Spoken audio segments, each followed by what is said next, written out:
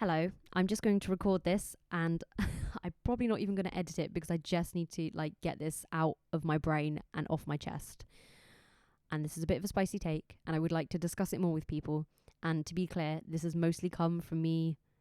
Was it an accidental deep dive? Was it on purpose? Look, I went on Twitter and I've seen what mostly American gender critical people are saying. I do notice a difference in, and again, maybe it's just the Americans I'm coming across and the UK people I'm coming across, but anyway, what I've seen a lot of is people saying, why are you trying to appeal to?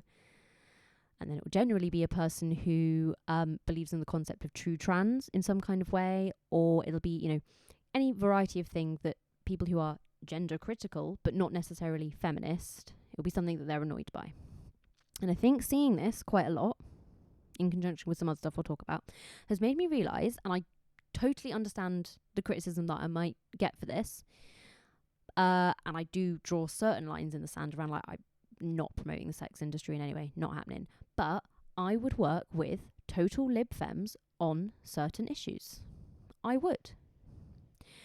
And so my question, I suppose, to these women who have incredibly high standards and, absolute zero tolerance for not just talking to a person who believes in true trans, but supporting a person who would talk to a person who believes in true trans, is, why are you trying to appeal to conservative Christians to, fucking Tommy Robinson? It makes no sense to me. If you don't want to appeal to either of those camps, then absolutely more power to you. That's fair. But from where I'm sat right now, there are a lot of young women sort of around my age who I know, who are lovely, who are woefully uninformed and sometimes, to my frustration, unwilling to inform themselves and to work hard on the change that you need both within yourself and out in the world. But frankly, their values and their hearts are aligned with mine in a way that particularly the conservative Christian right wing in America, but lots of people who kind of fit into that Venn diagram in certain ways, are not. And I appreciate that at the end of the day, I have a lower bar and the bar moves depending on what we're talking about and, what action I'm taking. But I have a relatively low bar for working with, particularly talking to, relating to, listening to people I disagree with. And it's because I'm confident in my views and very confident in my values. I'm really happy to talk to people I disagree with and put my own opinions out there just as strong.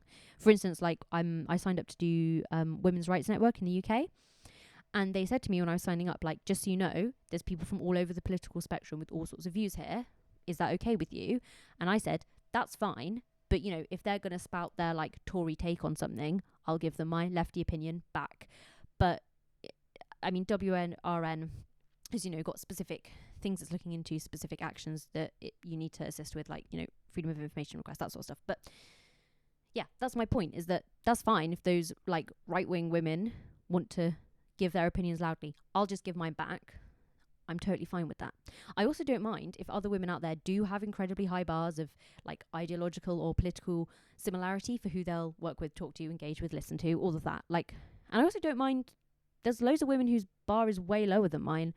I kind of don't mind that, but I think what I am fed up with is when people are holding actual left-wing feminists who you have quibbles with on precise language or exact analyses or certain ideas with to a significantly higher standard than actual nasty, misogynist, racist bigots are being held to. And I think a lot of this that I've seen just boils down to the fact that an awful lot of this new cohort of the GC movement have actually no basis in the way of left-wing values or feminist analysis of the world whatsoever. Quite a lot of them seem to actually really like gender. They just, and it's so complicated. I don't know how to explain it. I wrote in my notes, it feels like a much less extreme version of women women who think that women shouldn't have the vote. I can't quite explain it. It's they like gender and they like gender roles, but they also would never want to give up the good things, having our own bank accounts, that sort of stuff that feminism has brought them. But they also don't want to look into feminism. I'm not really sure on that.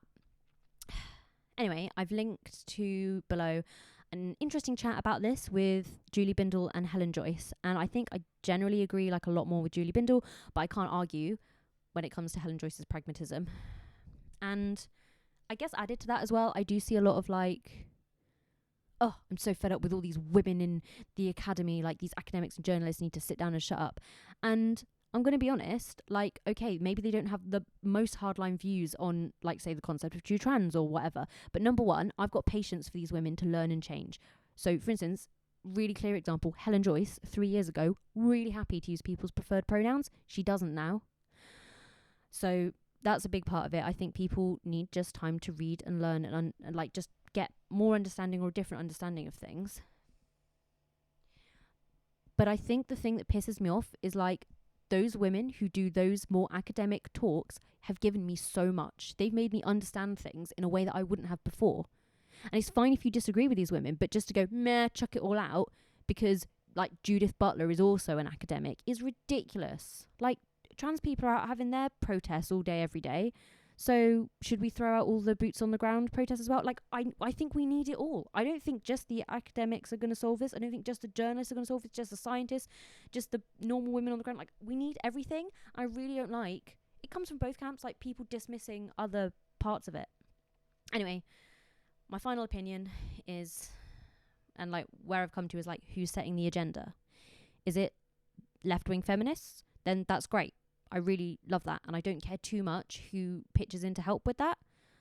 But like, if Matt Walsh is setting the agenda, then I don't want any part of that. And I'm just sort of finding it frustrating and confusing.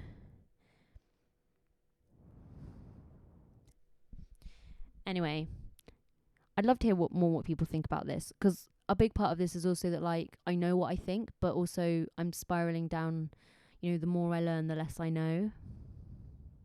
So that's also a weird thing, that I'm becoming a bit destabilized in that. But also, frankly, I think that I do know more about the things that I believe in than, I don't know, than like people give me credit for. I'm not really sure. I'm very tired and I don't want to record this again, so you're just getting this. But yeah, I would really love to talk about this with people. And yeah, I'm working on things quietly in the background. There's a lot going on the next few months in my real life, but I want to keep chatting. I want to keep talking. It's nice just to get some of this out there. Love you guys. Bye.